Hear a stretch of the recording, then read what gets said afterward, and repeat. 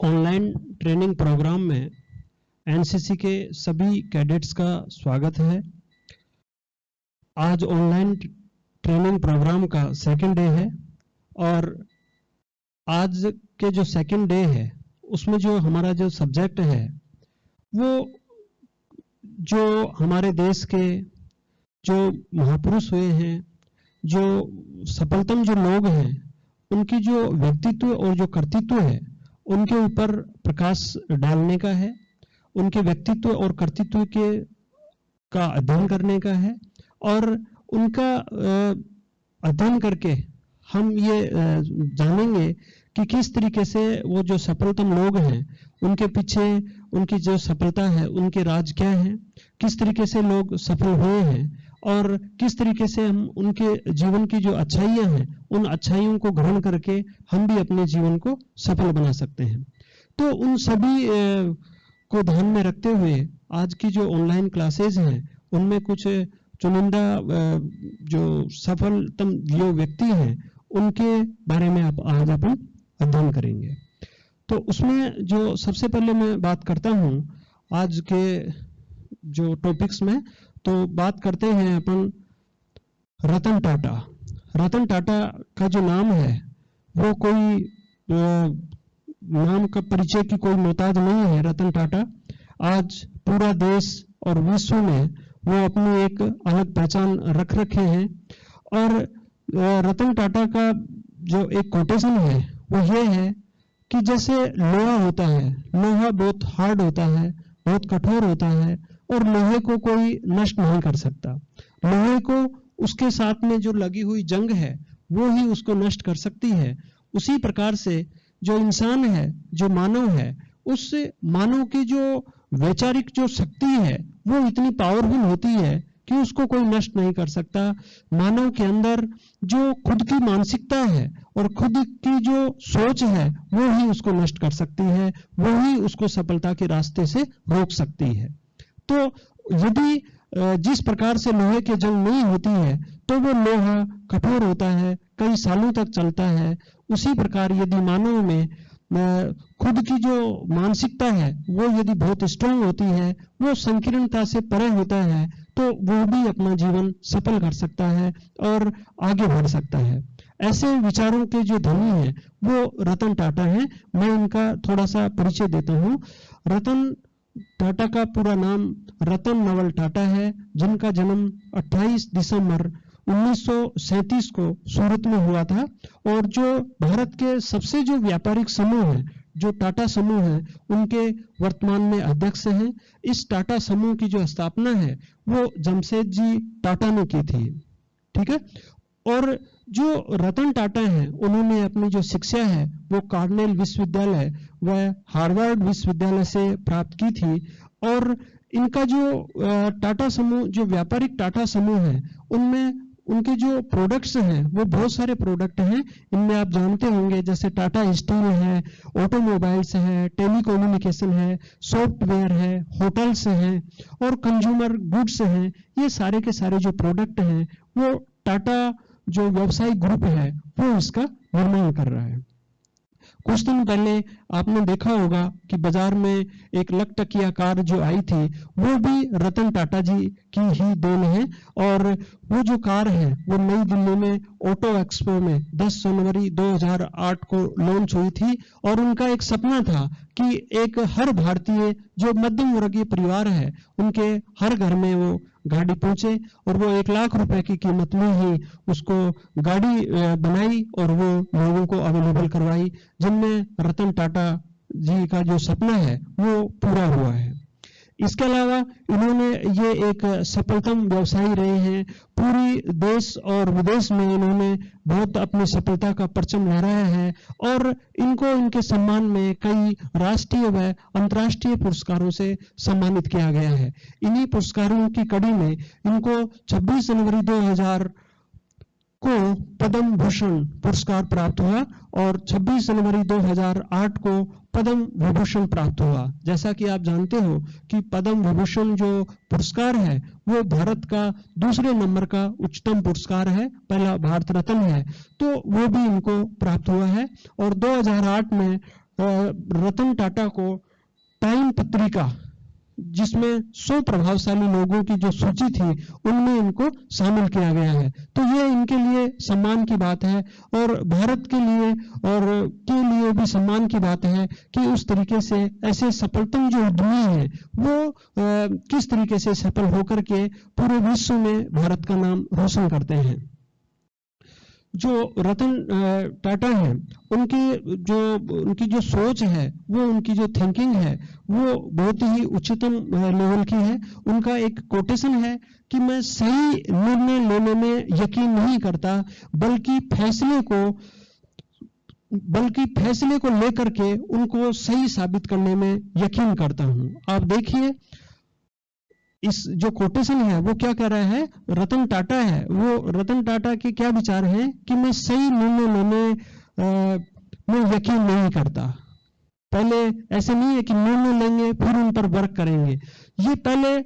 कोई भी निर्णय लिया है, चाहे वो सही है चाहे वो गलत है, जैसा भी निर्णय लिया है उसको सही साबित करने में यकीन करते हैं। इस तरीके से होना ये एक बहुत ही उत्साही होना है, अपने जीवन में बहुत मानसिक रूप से स्ट्रांग होना है। और ये तभी हो पाता है जब एक पॉजिटिव सोच होती है, आगे बढ़ने की ललक होती है, तब ही अपने फैसले को सही साबित करता है व्यक्ति, और जो उन्होंने किया है। तो सभी एनसीसी जो कैडेट्स हैं उनसे भी यही आशा की जाती है कि इस तरीके के जो सफलतम उद्यमी लोग हैं और जो उनके विचार हैं, उन विचारों को अपने जीवन में अपनाएं और उन विचारों को लेकर के आगे बढ़ें और अपने जीवन को सफलतम बनाएं, अपने जीवन को संवारें, अपने देश की, अपने राष्ट्र की जो उन्नति है उसमें भागीदारी बने। इसके साथ ही उन्होंने एक बात और कही है कि जो तेजी से चलना चाहते हैं उनको अकेला ही चलना चाहिए, परंतु जो बहुत दूर तक चलना चाहते हैं उनको सबको साथ लेकर के चलना चाहिए। तो ये इस तरीके की जो बात है जो हमें सबको साथ बांधती है, एकजुटता पैदा करती है कि अपन जो लंबी जो रेस का, जिसे घोड़ा बोलते हैं, लंबी रेस का घोड़ा वही होता है जो सबको साथ लेकर के चलता है, सबकी सलाह मशविरा से और सबके हित में सोचते हुए जो वर्क करता है वो ही आगे तक पहुंचता है। तो ये जो रतन टाटा है उनके बारे में एक संक्षिप्त जानकारी है। आप इसको नेट के ऊपर भी सर्च कर सकते हैं कि रतन टाटा है, उसके बारे में और बहुत सारे उनकी जो जीवनी है वो भी आप कर सकते हैं। तो ये एक संक्षिप्त सा परिचय रतन टाटा के रूप में आपको दिया जा रहा है। उसके बाद में देखिए, रतन टाटा के बाद में जो दूसरा जो अपन जिस व्यक्तित्व की बात करेंगे वो व्यक्तित्व है दीपा मलिक। दीपा मलिक एक ऐसी पर्सनैलिटी है, कई बार आदमी के पास सब कुछ होते हुए भी ये सोचता है कि मैं क्या करूं, वो अपनी समस्याओं का रोना रहता है और वो जो चीजें हैं, जो उसके पास संसाधन है, उसका सही उपयोग नहीं करके बहुत ज्यादा संसाधनों की इच्छा से वो आगे नहीं बढ़ पाता है। और यहाँ पर आप देखेंगे कि जो डिसेबिलिटी है, बॉडी में यदि डिसेबिलिटी है तो आदमी बहुत ही हताश हो जाता है, बहुत ही निराश हो जाता है और वो ये सोचता है कि यदि मेरे पास मेरी बॉडी सही होती, मेरा सारे अंग काम करते तो मैं आज बहुत ऊंचाई तक पहुंचता, बहुत सफल रहता। परंतु जो दीपा मलिक है वो ऐसी शख्सियत है जो सभी को ये संदेश देती है, उन दिव्यांग लोगों को संदेश देती है और दिव्यांग लोगों के प्रति जो समाज में जो हीनता की भावना है उसको दूर करने की वह एक संदेश देती है। क्योंकि जो दीपा मलिक है वो आप जानते हो कि दीपा मलिक शॉट पुट व जेवलिन थ्रो के साथ साथ तैराकी व मोटर रेसलिंग से जुड़ी एक विकलांग भारतीय खिलाड़ी है। आप ये जानोगे कि ये ऐसी भारतीय खिलाड़ी है जो दिव्यांग है, जिन्होंने 2016 में पैरा ओलंपिक में शॉट पुट में रजत पदक जीतकर इतिहास रचा है। ठीक है, 30 की उम्र में, जब वो 30 साल की उम्र में थे तो उनके 3 ट्यूमर सर्जरी और शरीर का निचला हिस्सा सुन्न हो जाने के बाद भी उन्होंने केवल शॉट पुट न केवल शॉट पुट व जेवलिन थ्रो में राष्ट्रीय व अंतर्राष्ट्रीय प्रतियोगिता में पदक जीते, बल्कि तैराकी व मोटर रेसलिंग में भी कई स्पर्धाओं में उन्होंने हिस्सा लिया और उन्होंने भारत की राष्ट्रीय प्रतियोगिताओं में 33 स्वर्ण व 4 रजत पदक प्राप्त हुए। आप ये इतनी चीजें पढ़ करके आप हैरान हो रहे होंगे कि किस तरीके से एक दिव्यांग होते हुए भी इस तरीके से 33 स्वर्ण पदक लेना, 4 रजत पदक लेना एक बहुत ही बड़ी बात होती है, एक बहुत ही बड़ी उपलब्धि है। और हम सब के लिए भी ये फख्र की बात है कि इस तरीके से उन्होंने संघर्ष करके और अपनी जो शॉट पुट और जेवलिन थ्रो है और उसके साथ साथ जो तैराकी व मोटर रेसलिंग है, उन चीजों से जुड़ा रहना, ये एक बहुत ही सकारात्मक सोच की बात है, बहुत ही लगन की बात है, जो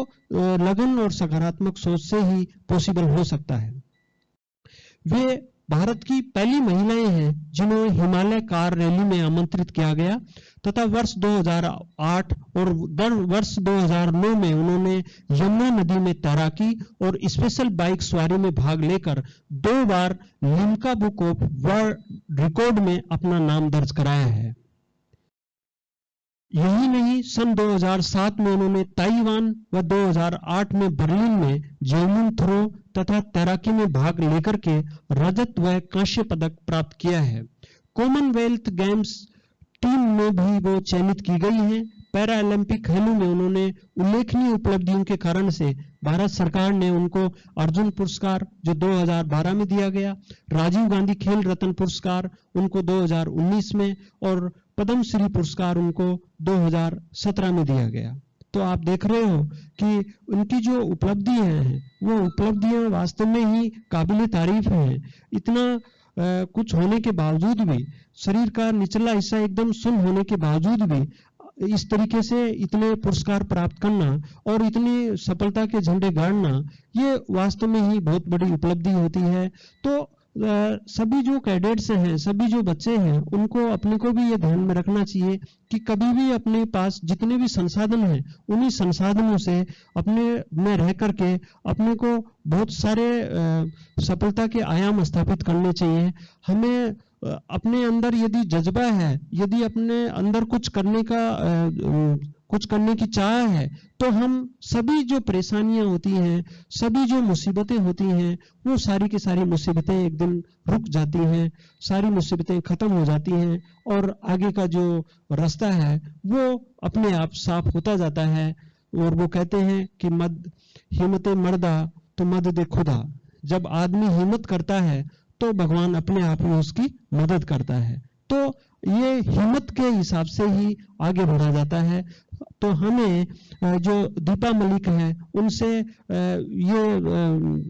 संदेश लेना चाहिए, ये प्रेरणा लेनी चाहिए कि हमें किसी भी हालत में कभी भी निराश नहीं होना है और हमेशा आगे बढ़ने की ललक अपने अंदर जगाए रखनी है, ताकि हम हमारे देश का और हमारे समाज का, अपनी जो पेरी है उसका और उन सब का नाम रोशन कर सकें, उन सबको एक सुदृढ़ व्यवस्था दे सकें और एक देश के अच्छे नागरिक बन सकें। तो ये हमें ये जो दीपा मलिक और रतन टाटा हैं, ये जो दोनों शख्सियत हैं, उनसे अपने को प्रेरणा लेने की जरूरत है। इसके साथ ही ये वो मैंने अभी बताया कि इनके जो जीवनी है उनको अपन शब्दों में बांध नहीं सकते हैं, तो शब्दों की अपनी सीमा है, सब अपना है। तो अपन इनके एक संक्षिप्त जानकारी अपन यहाँ पर दी जा रही है। आप इनको ज्यादा डिटेल से नेट पर सर्च करके कर सकते हैं और मुझे आशा है कि आप इनसे प्रेरणा लोगे और इनके बताए हुए मार्ग पर चलने की कोशिश करेंगे। इसके साथ ही मैं तीसरे जो शख्सियत हैं वो हैं नारायण मूर्ति। आप जानते हो नारायण मूर्ति का पूरा नाम है नागवार रामाराव नारायण मूर्ति, NR नारायण मूर्ति, जो भारत की प्रसिद्ध सॉफ्टवेयर कंपनी इंफोसिस टेक्नोलॉजी के संस्थापक हैं और जाने माने उद्योगपति हैं। इनका जन्म मैसूर में हुआ था और इनकी जो शिक्षा है, इन्होंने जो बीटेक है वो मैसूर विश्वविद्यालय से की है और उन्होंने जो एमटेक है वो आईआईटी कानपुर से की है। और जब ये बीटेक कर रहे थे मैसूर यूनिवर्सिटी के अंदर, तो इनकी जो आर्थिक स्थिति थी वो ज़्यादा अच्छी नहीं थी और ज़्यादा अच्छी नहीं होने के कारण से इनके जो प्रिय शिक्षक थे कृष्णामूर्ति जी, उन्होंने इनकी सहायता की और जब उन्होंने उनकी सहायता की, इन्होंने एमटेक किया और जब बाद में ये सफल हुए, जब इनकी आर्थिक स्थिति सुदृढ़ हुई, तो आर्थिक स्थिति सुदृढ़ होने पर इन्होंने अपने जो गुरु हैं, अपने प्रिय जो शिक्षक हैं, उनके सम्मान में उन्होंने उनके नाम से फेलोशिप शुरू की और उनका जो ऋण था, खैर ऋण नहीं उतार पाते पर उनका ऋण उतारने की उन्होंने कोशिश की और सदा ही उनके प्रति कृतज्ञ रहे। तो हमें भी ये ध्यान में देना है कि जो भी हमारी बुरे टाइम में, जो भी जब अपना अच्छा समय नहीं होता है, उस समय यदि कोई भी हमें हमारी सहायता करता है, जो हेल्प करता है, उसका हमें कृतज्ञ होना चाहिए, उसका एहसान फरामोश नहीं होना चाहिए। तो ये इस तरीके की चीजें हमें ध्यान में रखनी है। जो नारायण मूर्ति है वो आप देख रहे हो, इन्फोसिस सॉफ्टवेयर कंपनी है जो बहुत बड़ी कंपनी है और उनके ये संस्थापक हैं और इनका जो जीवन है वो बहुत ही सादा जीवन रहा है और सबको समान भाव से रखने का इनका जीवन है। ये नियमों के कड़े पालन करते थे और आज उन्हीं नियमों के कारण से, उन्हीं नियमों के कड़े पालन से, सादा जीवन से और सकारात्मक सोच से आज ये बहुत बड़ी कंपनी के संस्थापक हैं और अभी ये मानद संस्थापक हैं। तो इस तरीके से अपन इन तीनों शख्सियत हैं उनके बारे में अपन ने पढ़ा है, जाना है और मुझे आशा है कि आप इनके विचारों को अपने जीवन में अमल करेंगे और उनका फॉलो करेंगे और ताकि आप अपना जीवन सफल बना सके। Thank you.